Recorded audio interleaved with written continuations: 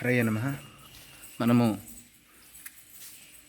భూమి మీద ఉన్నటువంటి 8 స్వయం వ్యక్త క్షేత్రాలలో ఒకటైనటువంటి తోతాద్రిలో ఉన్నాము.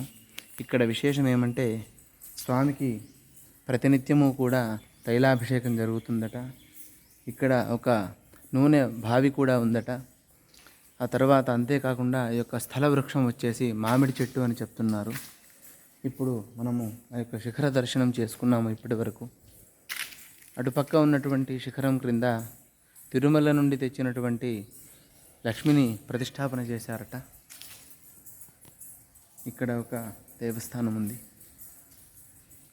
భగవంతుడి యొక్క శిఖర దర్శనం.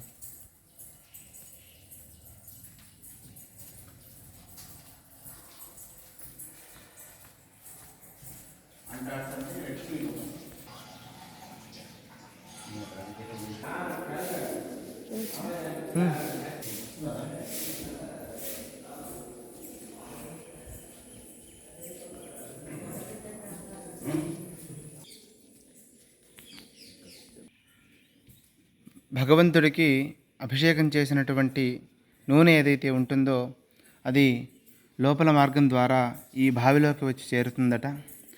దీన్నే ఔషధంగా ప్రతి ఒక్కరికి ఇస్తారట. హరయే నమః.